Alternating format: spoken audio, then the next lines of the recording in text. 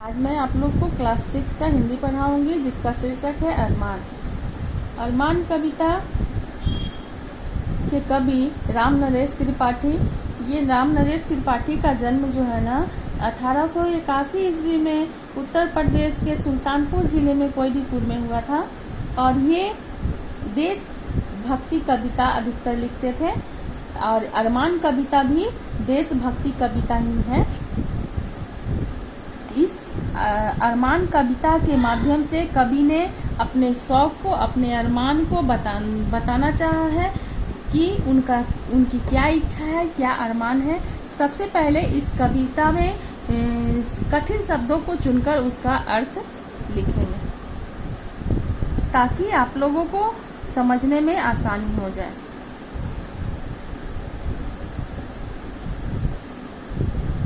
शौक शब्द का अर्थ होता है इच्छा, अभिलाषा, कामना भी कह सकते हैं। सब एक दूसरे का पर्यायवाची शब्द है। अरमान दूसरा शब्द है अरमान। अरमान शब्द का अर्थ होता है लालसा।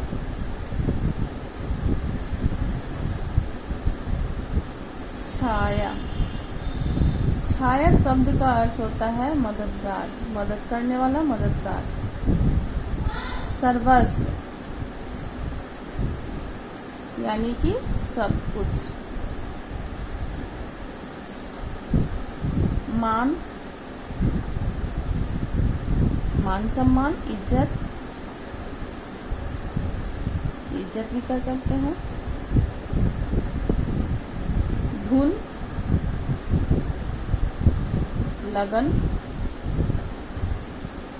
बुझे,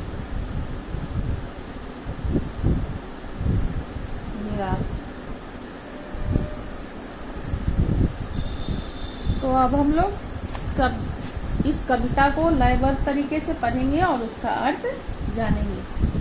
पहला दोहा है शौक यही, अरमान यही, हम कुछ करके दिखलाएंगे, मरने वाली दुनिया में हम अमरों में नाम लिखाएंगे। कवि ने इस कविता के माध्यम से अपने शौक को, अपने अरमान को जाहिर करते हुए, व्यक्त करते हुए बताना चाहा है कि मेरी यही इच्छा है, मेरी यही लालसा है कि मैं ऐसा कार्य करूं, इस दुनिया में आया हूं तो ऐसा काम करूं जिससे हमारा नाम अजर अमर हो जाए। और हमारा नाम अमर या सुनहरे अमर कहिए या सुनहरे अक्षरों में लिखा जाना कहिए तभी होता है जब हम अपने देश के लिए कुछ करते हुए अपना प्राण न्यौछावर करते हैं, अपने प्राण को गंवाते हैं, तभी हमारा नाम सुनहरे अक्षरों में लिखा जाता है। यानी मरने के बाद भी हमारा नाम जिंदा रहता है। तो कवि की यही लालसा है, यही इच्छा है कि वो इस दुनिया में आकर कुछ ऐसा कर जाएं ताकि उनका नाम सुनहरे अक्षरों में लिखा जाए या अमर हो जाए। दूसरा दोहा है जो लोग गरीब भिखारी हैं, जिन पर न किसी की छाया है, हम उनको गले लगाएंगे, हम उनको सुखी बनाएंगे। वे इस दोहा के माध्यम से कहना चाहते हैं कि वे ऐसे लोगों की सेवा करना चाहते हैं जो निर्धन है, यानी कि गरीब है, भिखारी हैं, जिनके माता पिता की साया उनके ऊपर नहीं है, यानी वो असहाय है, असहाय हो चुके हैं। वैसे लोगों को वो अपने भाई बंधुओं की तरह गले लगाकर उनको सुखी बनाना चाहते हैं, यानी कि खुशहाल देखना चाहते हैं ताकि एक अच्छे समाज का निर्माण हो और हमारा देश, हमारा समाज अच्छा बने। जो लोग हार कर बैठे हैं, उम्मीद मार कर बैठे हैं, हम उनके बुझे दिमागों में फिर से उत्साह जगाएंगे। वे कह रहे हैं कि जो लोग थक हार कर बैठ चुके हैं, जिन्होंने अपनी उम्मीदें खोज दी है, वैसे हताश निराश व्यक्ति के मन में वे उत्साह का संचार करके उनको फिर से कर्म पथ पर कार्य करने के लिए, आगे बढ़ाने के लिए प्रोत्साहित करना चाहते हैं।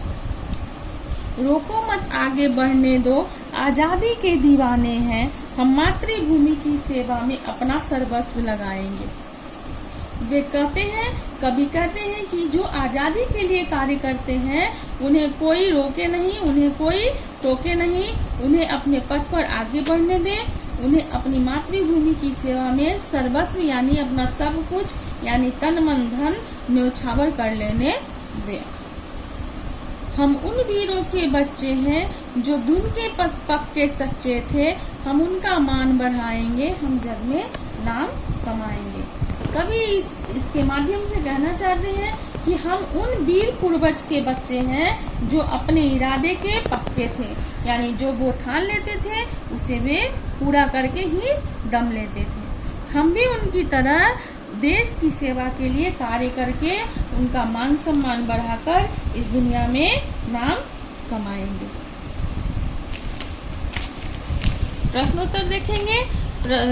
पहला क्वेश्चन है, प्रस्तुत कविता में गरीबों को गले लगाने और सुखी बनाने की बात क्यों की गई है? तो जानिए कि प्रस्तुत कविता में गरीबों को गले लगाने और सुखी बनाने की बात इसलिए कही गई है क्योंकि जब मनुष्य का विकास होगा, जब लोगों का, इस समाज में, इस देश में रहने वाले लोगों का विकास होगा, तभी हमारे देश का विकास संभव है। इसलिए कवि ने गरीबों को गले लगाने और सुखी बनाने की बात की है। दूसरा क्वेश्चन है, इस कविता में हारे हुए व्यक्ति के लिए क्या कहा गया है? इस कविता में हारे हुए व्यक्ति के लिए कहा गया है कि उनके मन में उत्साह को जगाएंगे और उनको हताश, वैसे व्यक्ति को जो हताश निराश है, उन्हें अपने कर्म पथ पर आगे बढ़ने के लिए प्रोत्साहित करेंगे। तीसरा है, इन पंक्तियों के भाव स्पष्ट कीजिए। रोको मत, आगे बढ़ने दो, आजादी के दीवाने हैं, हम मातृभूमि की सेवा में अपना सर्वस्व लगाएंगे। जो आपको इस चौथे दोहे में कहा गया है उसी का अर्थ लिखेंगे कि जो आजादी के लिए कार्य कर रहे हैं उसे रोको नहीं, उसे टोको नहीं, उसे आगे बढ़ने दो। वे आजादी के दीवाने हैं, वो अपनी मातृभूमि की सेवा में, अपने देश की सेवा में अपना सब कुछ लगाने के लिए तैयार है। उन्हें आगे बढ़ के अपना सब कुछ यानी तन मन धन लगाने दो। चौथा क्वेश्चन है, बूढ़े और पूर्वजों का मान बढ़ाने के लिए हमें क्या क्या करना चाहिए? तो बूढ़े और पूर्वजों का मान बढ़ा, आपके घर में बड़े बुजुर्ग हैं, माता पिता हैं, दादा दादी हैं, चाचा चाची हैं, उनका मान यानी उनकी इज्जत को बढ़ाने के लिए आप कौन कौन से कार्य करेंगे उसको आपको बताना है। जैसे उनके बताए गए रास्ते पे चलेंगे,